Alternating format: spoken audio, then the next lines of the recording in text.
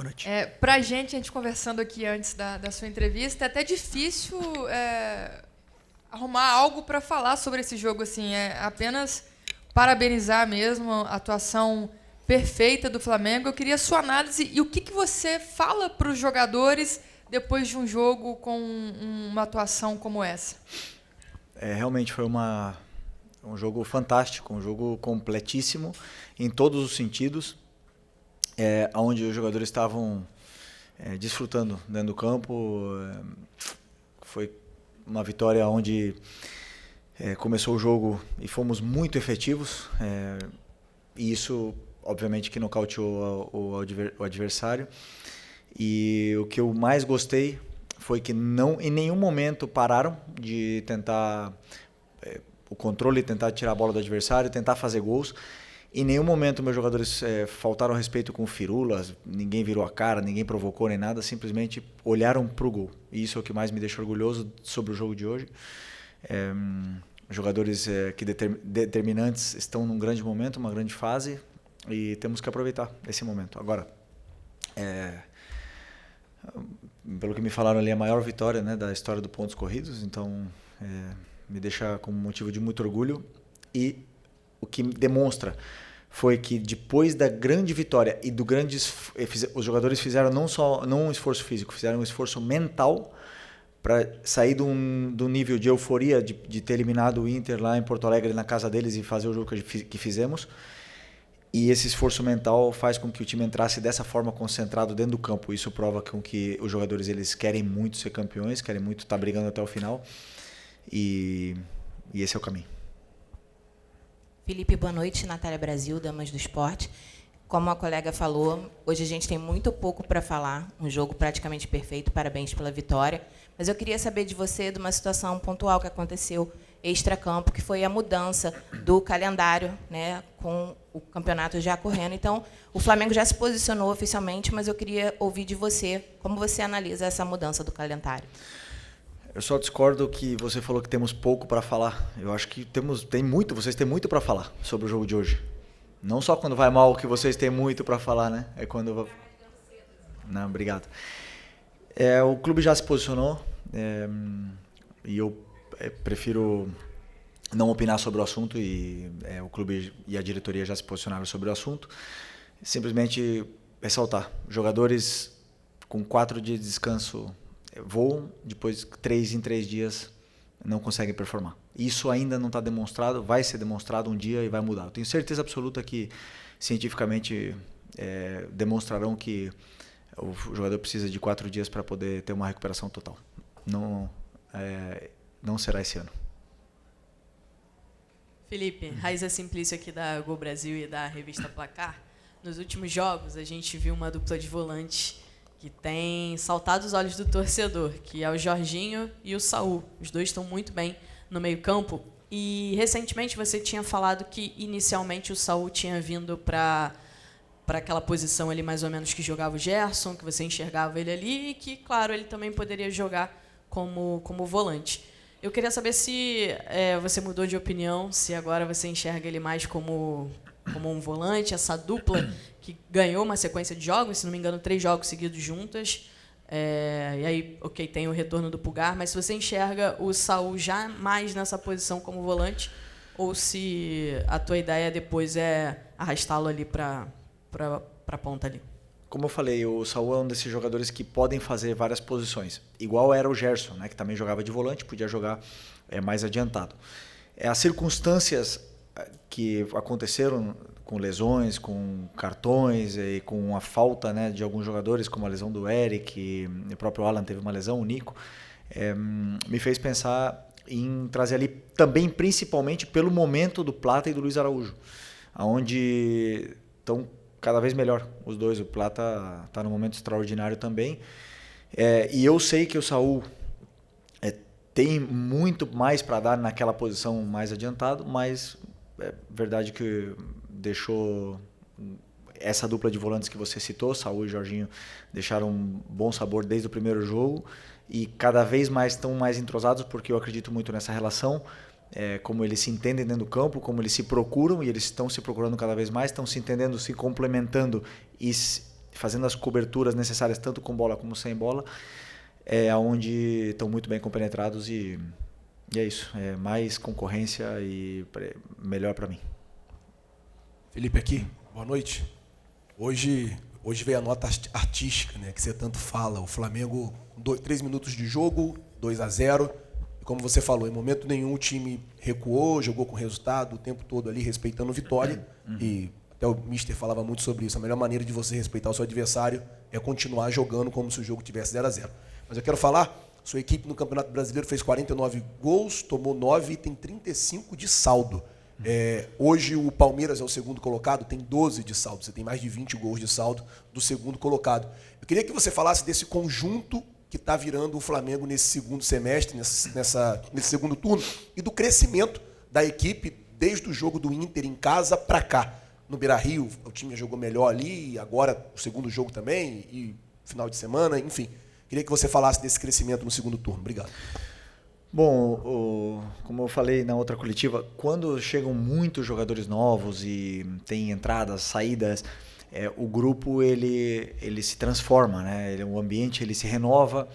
Muitas vezes existe um período onde parece que o grupo está encontrando nova alma ali. E esse momento passaram alguns jogos e o grupo está criando essa identidade. Eles estão cada vez mais amigos, dentro e fora do campo, estão se conhecendo cada vez mais, estão se adaptando à cidade, os jogadores novos, e os que já estão ajudando muito eles nesse processo de adaptação. Mas isso tudo também tem uma parte negativa, onde os jogadores precisam se encontrar, se adaptar dentro do campo, encontrar a sua melhor versão, dependendo do jogador que tem do lado. E aí teve esse momento de transição e a equipe se encontrou, essa identidade está se formando justo no momento mais importante da temporada, onde foi às oitavas da Libertadores, né? Então, junto com essa nova identidade, veio as vitórias e a confiança. Então agora o grupo está muito fortalecido com isso, mas como eles mesmos falaram dentro do vestiário, pés no chão, estamos muito longe de conquistar alguma coisa ainda. Temos muito pela frente e temos que continuar trabalhando. E pelo que eu sinto desse grupo, querem trabalhar mais e mais. Felipe aqui, Fernanda Pisotti, da Rádio Band News FM. Até um tempo atrás eu até te questionei sobre o Flamengo cercar ali a área do adversário, começar os jogos com muita intensidade e não conseguir converter isso em gols. No jogo contra o Inter, o Flamengo faz 2 gols em 12 minutos. Hoje o Flamengo faz 2 gols em 3 minutos e mantém o ritmo, mantém a pegada. Você disse na época que faltavam jogadores determinantes, né, para poder converter aquelas ações todas em gols. Hoje você tem esses jogadores determinantes, a janela fecha dia 10. Você ainda pretende reforçar a equipe ou fechou agora o ciclo de contratações e esses jogadores determinantes de fato chegaram ao Flamengo? Obrigada. Bom, sobre contratações e saídas, eventuais saídas é assunto da diretoria, né? É o clube que monta o elenco para que eu possa tirar a máxima performance deles. Eu acredito que não deve haver mais entradas, mas sim possivelmente saídas nesse grupo, né? E vamos ver o que vai acontecer, mas eu não tenho nenhuma dúvida que está muito forte. Esse elenco está muito forte e, como eu falei na pergunta anterior, a chegada de novos jogadores cria essa concorrência interna e eleva muito o nível de jogadores até que não estavam num grande momento e estão crescendo junto, né? Isso é o melhor. Eu acho que a janela do Flamengo, eu tenho certeza que a janela que nós fizemos foi extraordinária. Foram contratações pontuais que identificávamos que necessitávamos melhorar e elevar ainda mais o nível. E a gente vê essa qualidade dentro do campo, né? Mas, respondendo a tua pergunta sobre os gols hoje entrou no começo, mas o jogo tem 90 minutos, às vezes pode entrar no segundo tempo. O importante é que o time mantenha a consistência. Ser consistente no futebol é o mais importante. Boa noite, Felipe. Boa noite. Aqui, Sidão Marinho da Litoral News. Foi uma atuação conjunta, muito qualificada, mas individualmente também vários jogadores foram muito bem no campo. Queria falar sobre 2, o Samu Lino e o Pedro. Samu teve 2 gols, 3 assistências. O Pedro, 3 gols, 1 assistência. A importância de ter esses jogadores de nível de seleção brasileiro. O Samu, enfim, desencantando com gols marcados, assistências.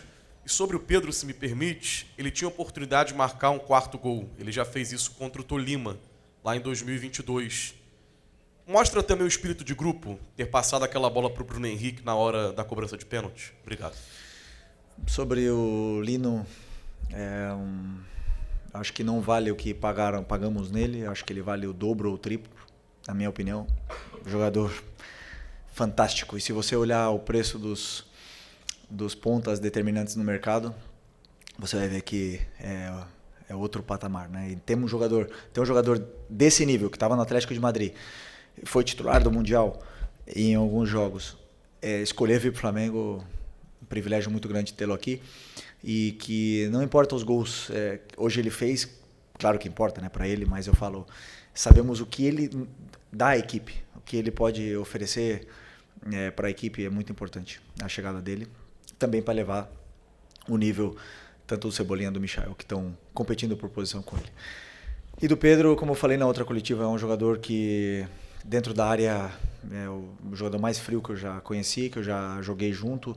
Ele tem muita calma na frente do goleiro, ele olha muito bem, é onde ele se sente confortável, ele parece que ele está brincando dentro da área, né? Então, tentar aproximar o máximo possível ele dentro da área, entendia que era um jogo para ele. Hoje, pelo contexto, e tá num momento incrível, né? Nos últimos 3 jogos, acho que ele fez 6 gols, se eu não me engano. Mas o respeito que eles têm um pelo outro, ele e o Bruno, que o Bruno jogou na Libertadores, e passar a bola pro Bruno fazer o gol de pênalti mostra realmente que a força do grupo não é só palavras, senão em atitudes. Então, essas coisas que deixam o treinador orgulhoso. Oi, Felipe, aqui na tua frente, Sérgio Lobo. Parabéns a você por ser um comandante de uma equipe que hoje fez história aqui no Maracanã. Porque eram 22 anos, né, que foi 2003, que o recorde de gols no Campeonato de Pontos Corridos estava lá, que era o jogo do Goiás 7-0 no Juventude. E o Flamengo hoje bateu essa marca, repetindo um 8-0 também de 81, que foi um time de 81 com 5 gols do Nunes. Eu queria saber 2 coisas de você. Se você, como atleta, você tinha participado de um 8-0 ou até de mais, e como é que vai ser agora, essa semana que você vai ter, porque vai ter jogos da Copa do Brasil, o Flamengo não vai estar. O que você vai ter de ganho nesta semana para preparar o time contra o Grêmio? Afinamento, jogada ensaiada, bola parada, qual vai ser o teu ganho com essa semana, digamos, livre para o jogo de domingo aqui na parte da tarde? Sinceramente, não lembro de ter feito... 7, sim. 7 como jogador, né? Eu lembro de ter ganhado de 7-0, mas de 8 vou procurar. Não tenho essa lembrança. Sobre o que a gente vai treinar durante a semana, corrigir coisas do jogo que devemos corrigir, treinar vários conceitos do modelo de jogo, afiançar ainda mais essa ideia, que eles já entenderam muito, está muito claro que os jogadores já assimilaram tudo que tem para assimilar, mas quando tem jogos consecutivos, esses comportamentos se perdem, então podemos treinar vários aspectos que não tem tempo para treinar durante uma sequência de jogos, como detalhes, só por um exemplo, treinar laterais, por exemplo, então isso numa semana cheia te permite fazer todo esse tipo de treino que entra também em outra fase do jogo. Então, eu como treinador gosto de ter semana cheia para poder trabalhar, porque eu sei que os jogadores assimilam mais e mais a ideia. Felipe, boa noite. Mauro Santana, canal do Mauro Santana.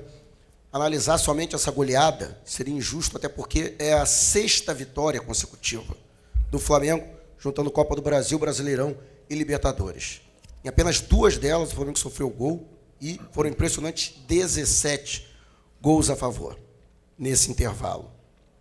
O que, no seu entendimento, ainda falta para chegar ao seu ideal nesse time, pelo que ele vem apresentando nessas últimas partidas, e se você observa uma crescente no time, um encaixe nesse time, principalmente com esses jogadores que chegaram, você já elogiou, e que vem também aumentando de produção à medida que vão ganhando entrosamento e ritmo? Bom, eu acho que falta recuperar o Eric Pulgar, né, que está machucado, que falta um mês para ele voltar.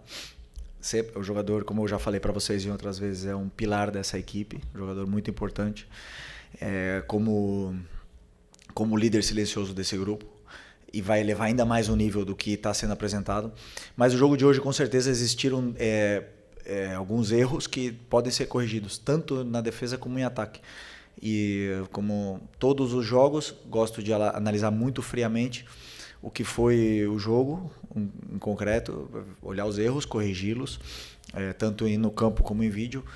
Mas é verdade que os gols no começo do jogo e o time não parar em nenhum momento, praticamente, como eu falei, nocauteou a Vitória, né? Então eles ficaram sem reação e o time cada vez esteve mais confortável em todas as fases do jogo dentro do campo. Mas com certeza temos coisas para evoluir, e conforme for passando o tempo vocês vão vendo que os jogadores eles vão entendendo e se conhecendo cada vez mais, e isso para mim, nessa semana agora que vai ter tempo, vai ser importante. Boa noite, Felipe. Bruna Medeiros, do Desflá. Em 2019, o Arrascaeta fez 18 gols e 19 assistências, e esse ano ele já está muito perto de igualar ou até superar essa marca, né? Ele já tem 16 gols e 13 assistências. Você foi um jogador que jogou muito com ele e agora está treinando. Você considera que, nesse momento, contando a questão tática, a questão técnica e até a forma física, é o melhor momento do Arrascaeta desde 2019?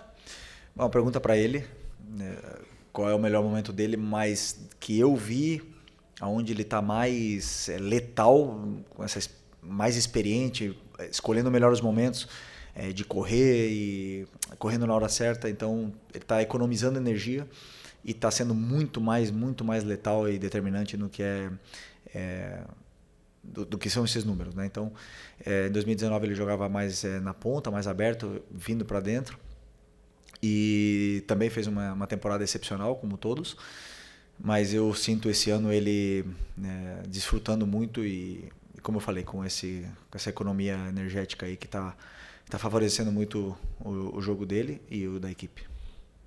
Felipe, Dani Boaventura, quando a gente olha para quem está do outro lado, a gente fica com a sensação de que o Flamengo poderia hoje ter reentrado em campo e sido competitivo da mesma maneira, ainda que poupasse alguns jogadores ou escolhesse dar minutagem a outros, dada a diferença das equipes. Quando sai a escalação, me passa primeiro a impressão do teu respeito ao adversário e um outro lado, que é você analisar quem está ali e entender a melhor estratégia. Eu queria saber quanto que a tua escalação de hoje tem a ver com ser Vitória, quanto que ela tem a ver com um calendário que vai te propiciar recuperar jogadores que talvez precisassem descansar se tivesse um outro jogo na quarta-feira. Do jogo do Inter para agora tivemos 5 dias, todos os jogadores estavam absolutamente recuperados. O Ayrton Lucas ia começar de titular o jogo, mas ele teve um problema pessoal familiar e acabou que não estava presente, né? Mas o jogo foi sempre... Todos os jogadores que entraram em campo hoje estavam, como eu falei, todos recuperados, e eu pensei unicamente nas melhores peças que eu tinha para poder... ou nas peças ideais para poder vencer o Vitória da melhor forma. Quando eu preparo um jogo, eu não me imagino 8-0. Eu preparo um jogo, sempre imagino o jogo mais difícil de todos e tenho que preparar todas as fases, e o time que foi a campo era o time que eu achava ideal para poder vencer essa equipe, e eles fizeram um jogo perfeito. Os jogadores dentro do campo fizeram um jogo perfeito. O plano é sempre o caminho. Felipe, Isaac Andrade acabou de responder um pouco a minha pergunta, porque eu ia justamente colocar essa situação que, às vezes, um placar elástico como esse pode não necessariamente revelar dentro de campo tudo aquilo que você planejou e que você queria que os jogadores executassem. Nessa partida de hoje, até para endossar o que você falou, realmente foi uma situação perfeita, onde tudo que você pediu, treinou, planejou, foi executado, e por isso que os 8-0 vieram? Ou realmente tinha alguma coisa ali que, por conta da situação do Vitória, como você foi nocauteado em algum momento, o Vitória não ofereceu taticamente uma dificuldade para o Flamengo e o placar não se revelou não necessariamente 100%? um conjunto de tudo. Os jogadores com um nível de concentração altíssimo numa segunda-feira à noite, o Maracanã lotado fazendo festa, um gol cedo, jogadores motivados, um excesso de confiança, um adversário onde tem os 2 laterais machucados, laterais direitos, ou machucados sem estar disponível, não se encontrou no jogo, então um conjunto dessas coisas levou que fosse essa goleada histórica, né? E principalmente isso, os atacantes nossos inspirados num dia maravilhoso. E, como eu repito, o resultado é muito bom, é lindo. Eu sei que agora é uma chuva de elogios. Uma semana atrás nosso time estava muito mal depois do Mundial. Isso não me engana. Eu nunca vou me deixar enganar pelo que é o placar final. Eu sempre me levo pelo que eu estou vendo dentro do campo. Então eu sei que hoje, por mais que tenha sido um jogo com nota artística, existem alguns detalhes que podem ser corrigidos. E eu me guio por aí. Felipe Luiz, muito boa noite. Gil, Superando Gigantes Esportes, parabéns pela excelente, fantástica vitória. No sábado, o Flamengo Sub-20 jogou e o Bruno Pivetti comentou de você na coletiva. Eu observei que você estava no camarote assistindo a partida e lembrei que existem lá 11 remanescentes do último título que você conquistou com eles contra... Olympiacos, obrigado, Olympiacos. Como que foi para você, eu quero saber como que foi para você estar assistindo a partida, como observador, claro, dos garotos, e, acredito eu, como torcedor também, que torcia pela vitória. Que emoção foi para você? Porque foi um jogo bastante intenso e de bastante emoção. Teve gente que, se cuidasse bem, poderia até infartar. E se você falou com o Bruno Pivetti depois desse jogo, e o que falou, ou se não falou, o que você falaria para ele? Pô, eu esqueci, eu ia abrir a coletiva falando parabéns para o nosso Sub-20, para o Bruno Pivetti, para os jogadores, para toda a comissão, na verdade, toda a diretoria da base, por esse excelente título muito especial, e também relembrar que o gol do Lohan, o primeiro, foi no momento que a torcida estava cantando para os meninos do Ninho. E para mim não é coincidência. Eu ia começar falando isso e esqueci, que bom que você me perguntou isso. E foi legal ter vindo aqui. Passou um filme na minha cabeça, mas eu sinceramente não analisei absolutamente nada do jogo. Eu sentei na arquibancada e desfrutei, virei um torcedor ali. Desfrutei não tanto, né? Não foi fácil o jogo. Que, aliás, que time do Barcelona, que bem treinado pelo Belletti, que treinador brasileiro, campeão do mundo aí, fazendo um grande trabalho. Parabéns para ele também, fez um jogaço aqui. Mas o Flamengo é especial, sempre tem essas loucuras, essas vitórias assim absurdas que entram na memória, e que bom que eu estava aqui, né? Tenho história para contar. E estava do lado da minha esposa, dos meus filhos, vendo esse jogo, e foi muito especial. Então, parabéns para eles. Não falei com o Bruno ainda. Acreditava que vir aqui não era meu momento, era o momento deles. Então, preferi ficar totalmente fora. Mas daqui está o meu parabéns para eles, e que eles possam aproveitar esse momento. Felipe, boa noite. Boa noite. A gente não tem como deixar de falar, né, dessa situação do Pedro. Uma grande partida do Pedro, um gol com elástico, alegria. A gente percebe a alegria dele de jogar, é imparável. A gente até brincou, parece o Ibra brasileiro. A gente estava brincando ali, conversando lá em cima. E eu ia te perguntar isso. Você recuperou, de alguma forma, a alegria do Pedro de jogar. E está aí, né, como você fala, o campo fala, né? E está jogando demais. Queria que você falasse qual foi a sua sensação de ver o Pedro dessa forma. E queria aproveitar e emendar também, que eu percebo alguns detalhes naquelas imagens que o Flamengo divulga.